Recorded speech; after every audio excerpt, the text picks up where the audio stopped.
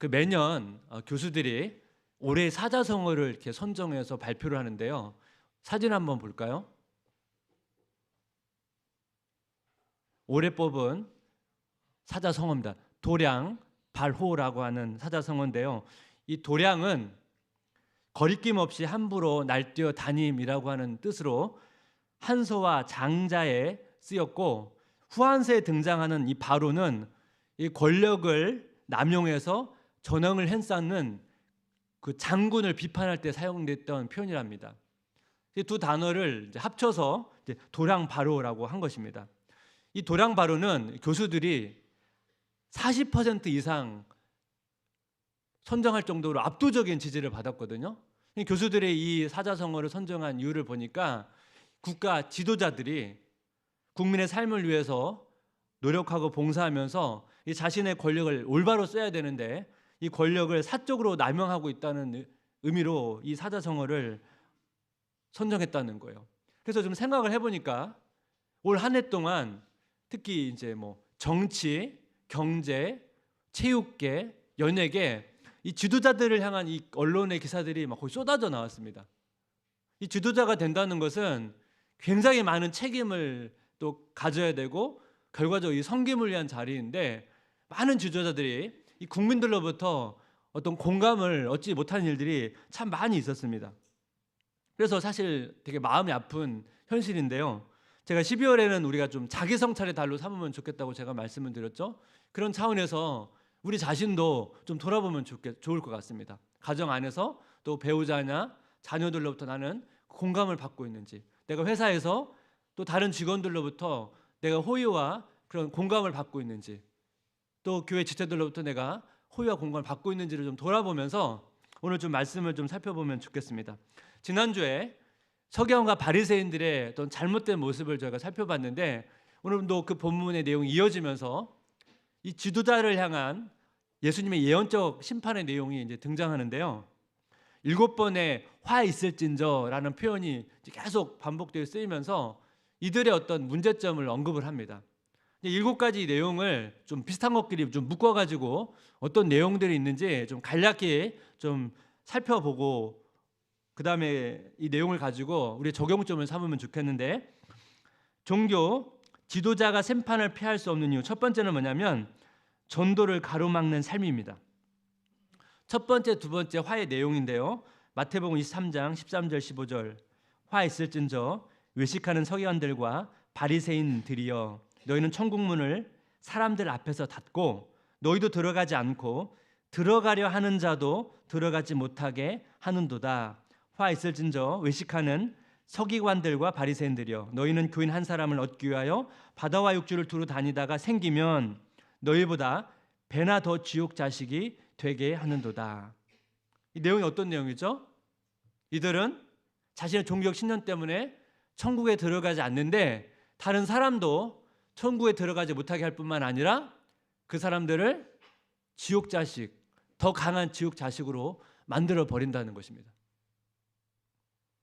다른 사람들을 잘못된 길로 인도한다는 것입니다.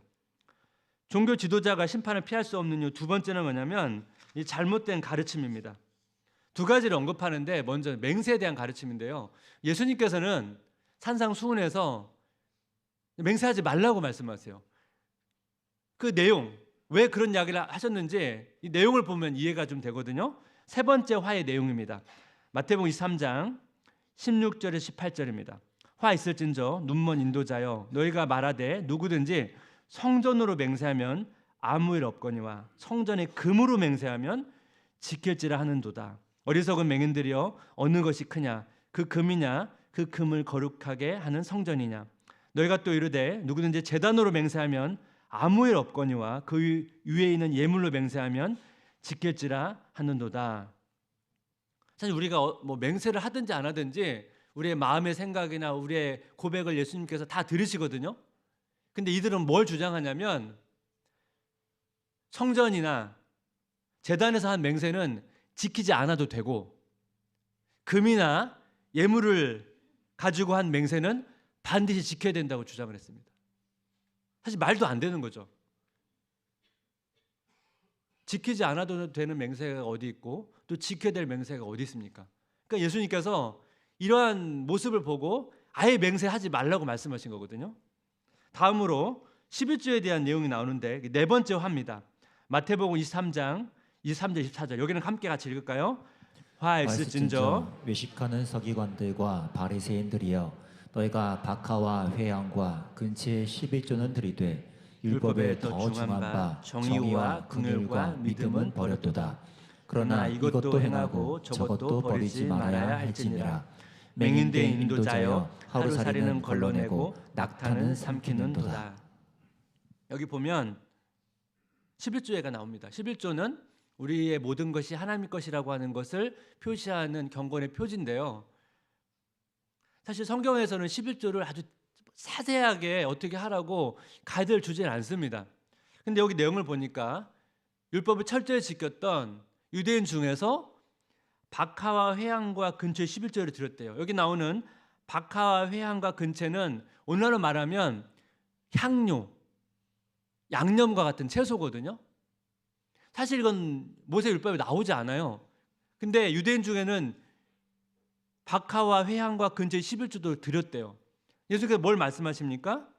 11조 이런 구체적인 디테일한 형식을 지키는 것, 사실 이것보다 더 중요한 게 있다는 거예요. 그게 뭡니까? 정의와 긍휼과 믿음, 하나님의 자녀가 가져야 될 중요한 정체성이죠. 그래서 이것은 무시하고 구체적인 사실 성경에 나와 있지도 않은, 율법에 나와 있지 않는 이 11조의 형식만 지키는 것은 의미가 없다는 거예요. 종교 지도자가 심판을 피할 수 없는 이유 세 번째는 뭐냐면 종교적 위선입니다. 지난주에도 제가 언급을 드렸죠. 이 다섯 번째, 여섯 번째 화입니다. 마태복음 23장 25절 17절 화 있을진저 외식하는 서기관들과 바리새인들이여 잔과 대접의 것은 깨끗이 하되 그 안에는 탐욕과 방탕으로 가득하는도다. 화 있을진저 외식하는 서기관들과 바리새인들이여 회칠한 무덤 같으니 겉으로는 아름답게 보이나 그 안에는 죽은 사람의 뼈와 모든 더러운 것이 가득하도다. 그 당시 지도자들이 어떤 제사나 어떤 율법의 형식들을 철저히 강조했지만 사실은 그 마음의 정결에는 관심이 없었다는 거예요. 여기 회칠한 무덤이라는 표현이 나오는데요. 쉽게 오늘날로 바꾼다면 요즘에 건물이 오래되면 낡지 않습니까? 아파트를 보면 정기적으로 페인트 칠을 합니다. 페인트 칠을 하게 되면 새 아파트처럼 보이지만 사실은 새 아파트는 아니죠. 회칠한 무덤도 마찬가지죠. 겉으로는 굉장히 화려해 보이고 그렇지만 사실 안에는 무덤이잖아요. 그 당시에 이스라엘 백성들이 유월절을 지키기 위해서 예루살렘에 가게 됩니다. 유월절을 지키려면 자신을 정결하게 해야 되거든요. 근데 예를 들어서 시체나 무덤을 만지면 부정하게 되어서 일주일 동안 제사에 참여를 못해요. 근데 여러분 예루살렘까지 갔는데 유월절에 참여를 못하면 안 되잖아요. 근데 예루살렘을 지나가다 보면 무덤들이 있는데 사실 무덤을 인식하기 되게 쉽지 않아요. 그래서 무덤을 표시하려고 회칠을 했어요. 그러면 회칠한 거는 보면 이 무덤이고 하면 피하게 되잖아요. 그래서 그런 용도로 회칠을 했거든요. 그 정도로 여러분 유대인들이 유월절 절기를 지키려고 그런 노력을 했단 말이에요. 예수님께서 무슨 말씀하시는 거예요? 유월절을 지키는 거 좋다는 거예요. 하지만 유월절을 지킬 때 시체 만지지 않고 무덤 만지지 않는 것도 중요하지만 더 중요한 건 뭡니까? 마음의 정결이요. 유월절 절기로 나아가기 위해서 마음의 정결을 유지하는 것에 대해서는 관심이 없는 것에 대해서 말씀을 하고 있는 거거든요. 지금까지 언급했던 전도를 가로막는 것, 잘못된 가르침을 전하는 것, 종교적 위선을 갖는 것, 이게 다 심판을 피할 수 없는 이유들인데 이 얘기를 왜 하셨겠습니까? 이런 심판을 피하지 않기 위해서 우리가 알아야 될 것이 있다는 거예요. 그래서 오늘 두 가지로 좀 정리하기를 원하는데 우리가 들어야 할 예수님의 소리 첫 번째는 뭐냐면 영적 무지를 자각하라는 소리입니다. 영적 무지를 자각하라는 소리. 제가 앞에서 언급한 이 세 가지를 한마디로 말하면 영적 무지예요. 영적 무지 때문에 나온 결과들이에요. 마지막 제가 언급하지 않았던 일곱 번째 화의 내용을 보면 이게 무슨 내용인지 이해할 수가 있습니다. 마태복음 23장 29절부터 31절 화 있을진저 외식하는 서기관들과 바리새인들이여 너희는 선지자들의 무덤을 만들고 의인들의 비석을 꾸미며 이르되 만일 우리가 조상 때 있었더라면 우리는 그들이 선지자의 피를 흘리는데 참여하지 아니하였으리라 하니 그러면 너희가 선지자를 죽인 자의 자손임을 스스로 증명함이로다. 그 당시 지도자들은 자신들이 그 조상, 구약의 조상들의 시대에 태어났다면 자기들은 선지자를 죽이지 않았을 거라는 거예요. 그래서 뭐 선지자의 물음을 만들고 의인들의 이런 비석을 세우는 이런 일들을 하면서 이런 얘기를 주장하는데 이 주장에는 모순이 있는 거죠. 왜 모순이 있습니까? 그 구약의 선지자들의 가르침을 그렇게 자신들이 옳다고 생각했다면 선지자들이 주장한, 선지자들이 예언한 예수님의 가르침을 수용해야 되잖아요. 근데 이들의 반응은 어떻습니까? 예수님의 가르침을 수용하는 게 아니고 계속 지금 논쟁을 하면서 예수님께 꼬투리를 잡아가지고 지금 예수님을 죽이려고 하고 있거든요. 그래서 31절에 너희는 선지자들을 죽인 자의 자손이라고 말씀하는 거예요. 똑같다는 거예요. 그래서 이 영적 무죄의 결과가 어떻게 나타나냐면 마태복음 3장 34절 36절까지입니다. 그러므로 내가 너희에게 선지자들과 지혜 있는 자들과 서기관들을 보내매 너희가 그 중에서 더러는 죽이거나 십자가에 못 박고 그 중에서 더러는 너희 회당에서 책짓질하고 이 동네에서 저 동네로 따라다니며 박해하리라. 그러므로 의인 아벨의 피로부터 성전과 제단 사이에서 너희가 죽인 바라게아의 아들 사가랴의 피까지 땅 위에서 흘린 의로운 피가 다 너희에게 돌아가리라. 내가 진실로 너희에게 이르노니 이것이 다 이 세대에 돌아가리라. 선지자들을 박해하고 죽인 그 이야기를 하면서 여기 보면 아벨의 피로부터 바라게아의 아들 사가랴의 피까지라고 하거든요. 이 표현이 좀 어렵죠.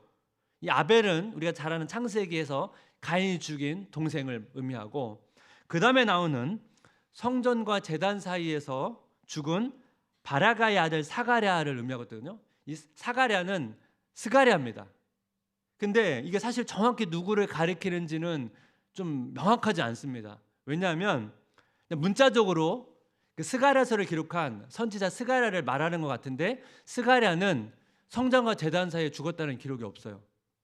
근데 역대하 24장을 보게 되면 여호야다의 아들 제사장 스가랴가 이 성전과 제단 사이에 죽었거든요. 그러니까 내용상으로는 제사장 스가랴를 말하는 것 같습니다. 그러다 보니까 누구를 의미하는 건지 때로는 이 두 사람을 합쳐서 말하는 것이라고 얘기하는 주장도 있고 그런데 어쨌든 누구를 가리키는 정확 명확하진 않지만 이 두 사람 모두 다요 어떤 공통점이 있냐면 스가랴서는 구약 성경의 끝부분에 있습니다. 유대인의 관점을 볼 때 역대하는요 역사의 마지막입니다. 그래서 구약 역사의 시작 부분인 이 아벨부터 구약 역사의 끝부분에 등장하는 이 스가랴까지 이 사회 모든 구약에서 구약 시대에 순교한 모든 의인들 선지자들을 다 가리키는 표현이에요. 근데 그들을 죽인 그 심판이 너에게 임한다는 거예요. 그렇다면 여기는 질문이 있죠. 이 조상들 잘못한 그 심판을 왜 우리 세대가 그걸 겪어야 되는가? 비슷한 말씀이 있거든요.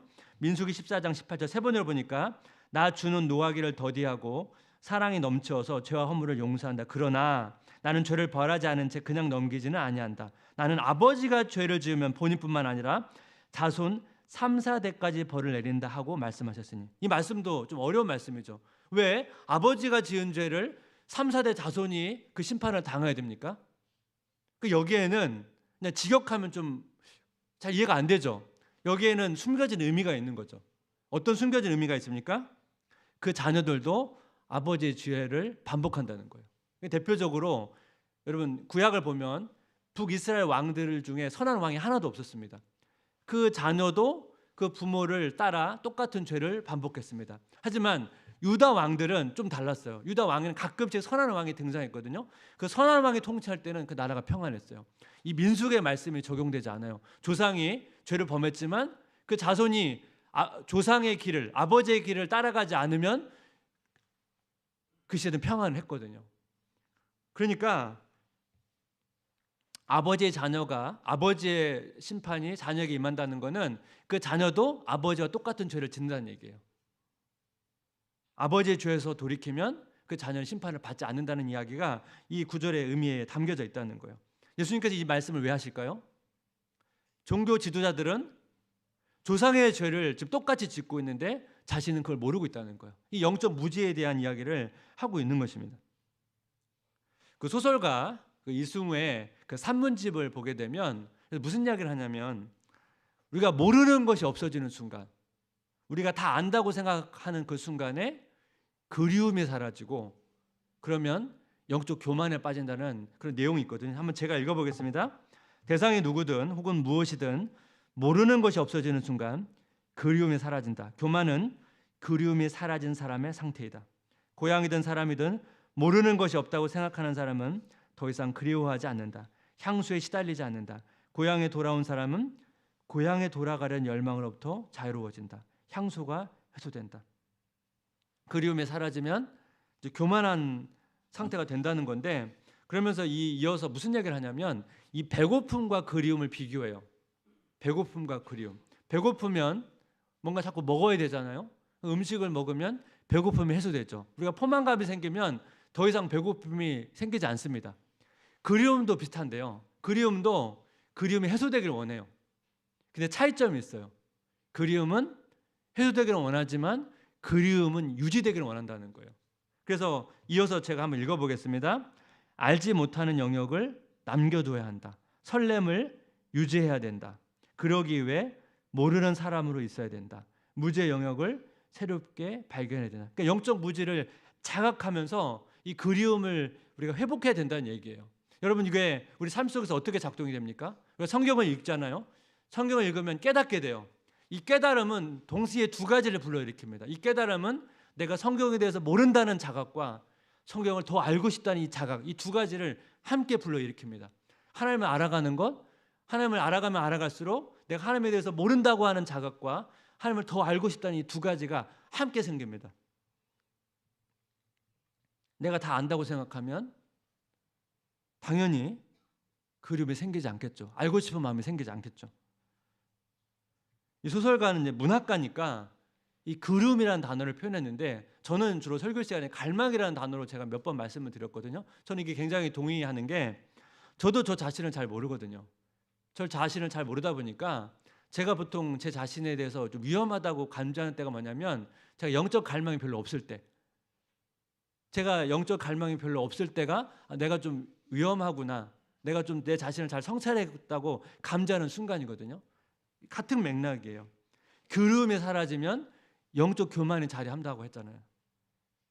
그러니까 우리가 늘 갈망이 있을 수는 없거든요. 그러다 보니까 그때마다 우리 안에 영적 교만이 자리 잡기 쉽다는 거예요. 그걸 우리가 계속 감지하면서 계속 하나님을 찾아야 되는 존재라는 거죠.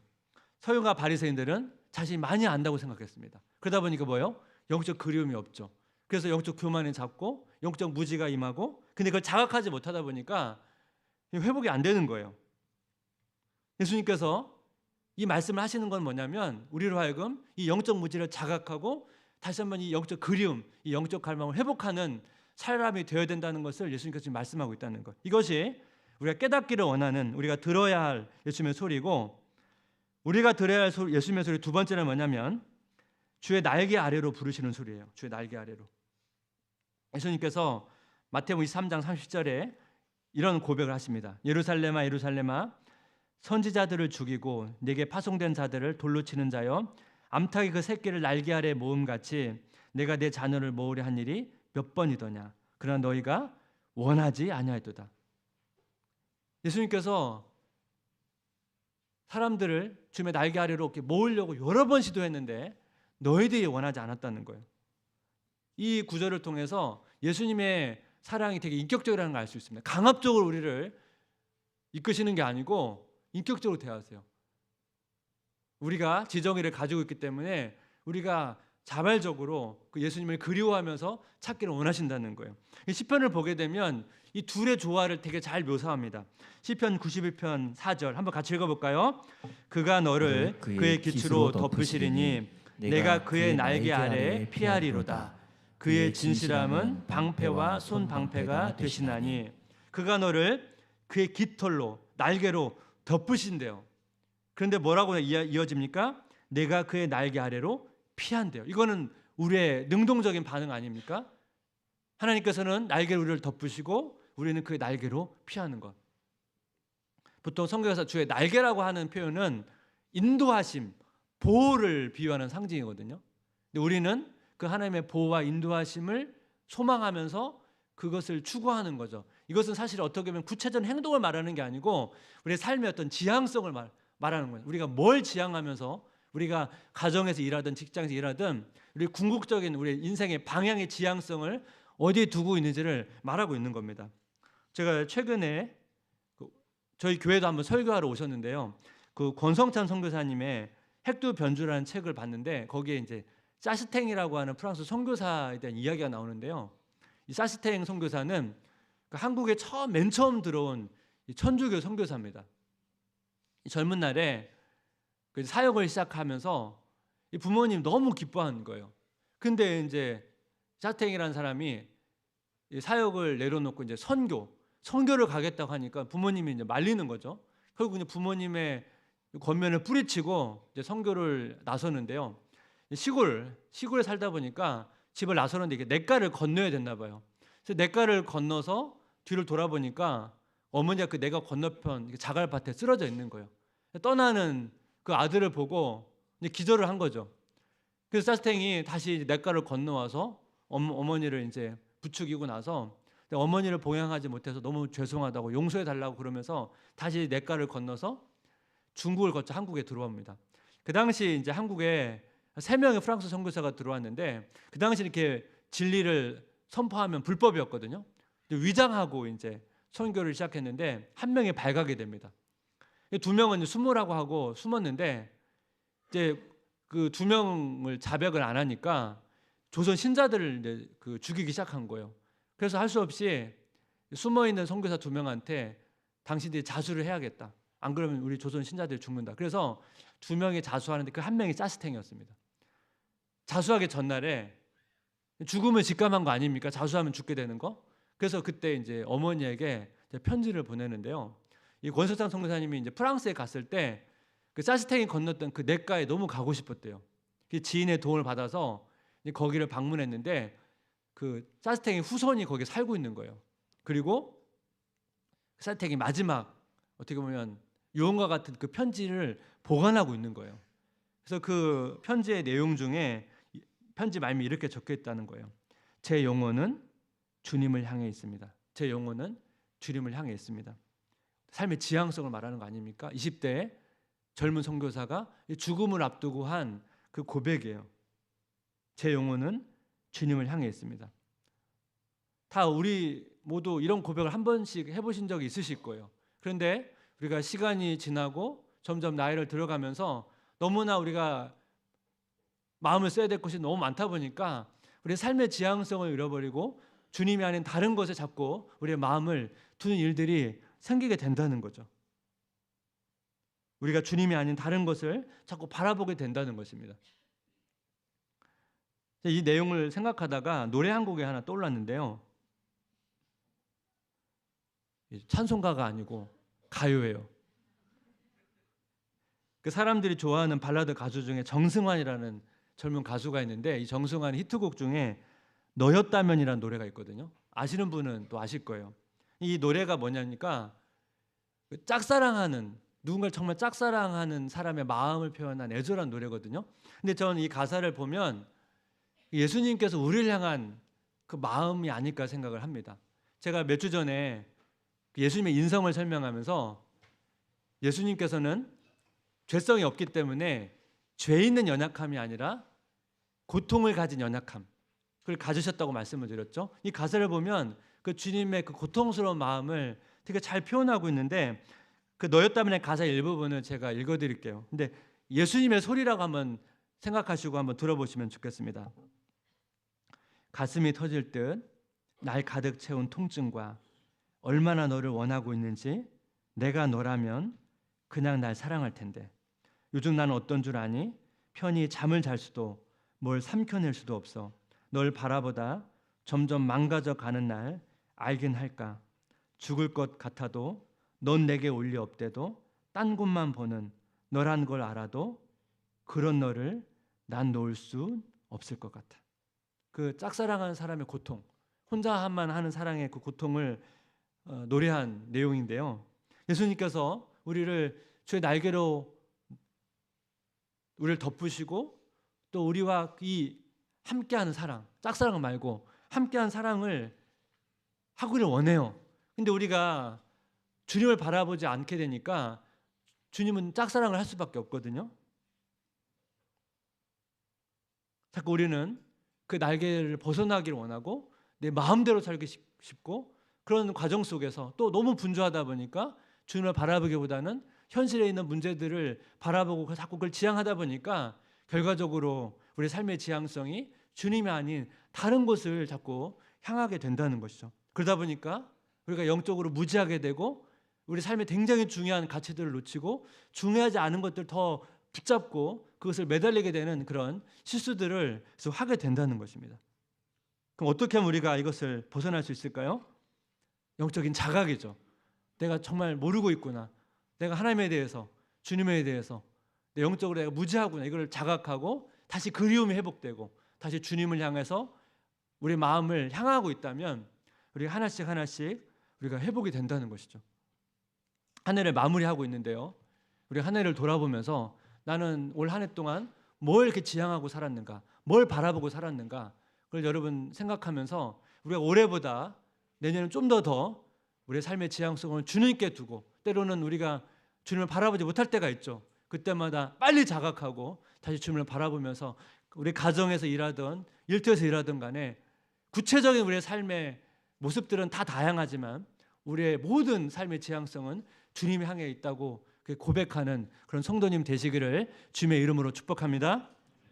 우리 같이 한번 우리가 여러 번 같이 이 찬양 많이 불렀는데요. 이 고백을 우리가 마음에 예수님의 소리로 듣고 또 우리의 마음을 당하여 같이 찬양하면 좋겠습니다. 나의 사랑 너는 어여쁘고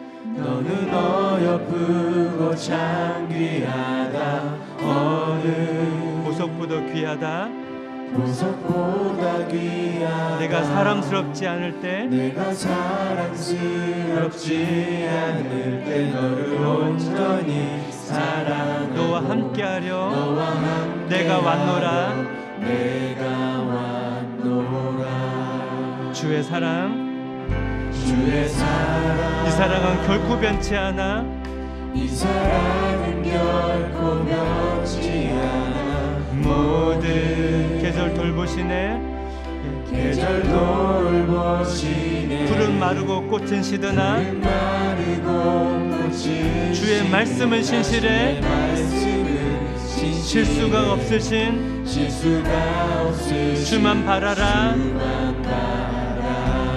주님의 나라와 뜻이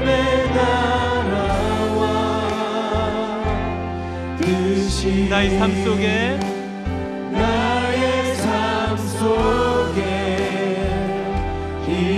임하시며 주님 알기 주만 보기를 간절히 소망해 거룩히 살아갈 힘과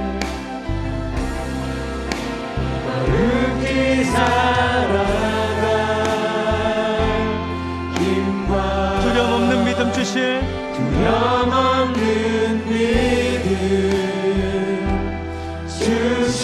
나의 하나님 완전한 사랑 찬양해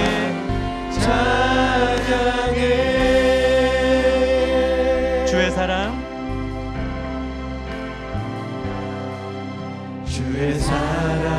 이 사랑은 결코 변치 않아 이 사랑은 결코 변치 않아 모든 계절 돌보시네 계절 돌보시네 푸른 마르고 꽃은 시드나 푸른 마르고 꽃은 주의 말씀은 신실해 실수가 없으신 주만 바라라 주님의 나라와 뜻이 너의 삶 속에 나의 삶 속에 임하시며 주님 알기를 주님 주만 보기를 주만 보기 간절히 소망해 거룩히 살아갈 힘과 거룩히 살아갈 힘과 두려움 없는 믿음 두려움 없는 믿음 주신 나의 하나님 나의 하나님 완전한 사랑 완전한 사랑 찬양해 찬양해 주님의 나라와 뜻이 주님의 나라와 뜻이 나의 삶 속에 나의 삶 속에 임하시며 주님 알기를 주님 알기 주만 보기를 주만 보기 소망해 거룩히 살아갈 힘과 거룩히 살아갈 힘과 두려움 없는 믿음 두려움 없는 믿음 주신 나의 하나님 나의 하나님 완전한 사랑 완전한 사랑 찬양해 찬양해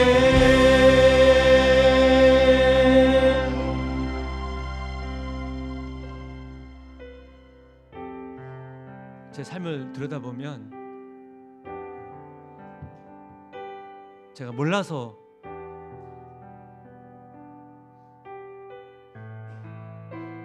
행하지 못하는 것도 있지만 우리가 알아도 행하지 못하는 때도 많습니다.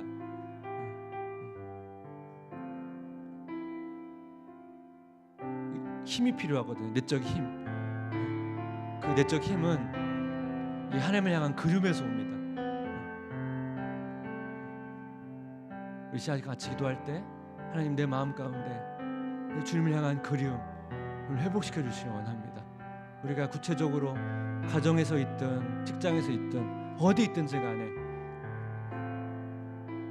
우리 삶의 지향성 그 선교사의 고백처럼 제 영혼은 주님을 향해 있습니다. 이 방향만 잡히면 우리의 모든 삶의 영역과 환경은 다 다양하다 할지라도 주님께서 주의 날개로 우리 인도해 주고 보호해 주시기 때문에 우리 그 삶의 자리에서 주님의 인도하심을 경험할 수가 있습니다. 우리 시간 같이 기도할 때 하나님 우리 마음 가운데 우리 뭔가를 그리워할 수밖에 없는데 우리가 주님이 아닌 다른 것을 너무나 많은 시간 그리워하며 살았습니다. 주님을 더 많이 그리워하게 하시고 주님을 바라보게 하시고 주님을 지향함을 통해서 우리가 가정에 있든지 일터에 있든지 어디 있든지 간에 하나님 주님의 그 날개 아래 살아가는 삶의 그 기쁨과 행복을 맛보게 도와주옵소서. 같이 한번 은혜를 구하면서 하나님의 인도하심을 구하면서 우리 같이 기도하며 나아갑니다. 같이 기도하겠습니다.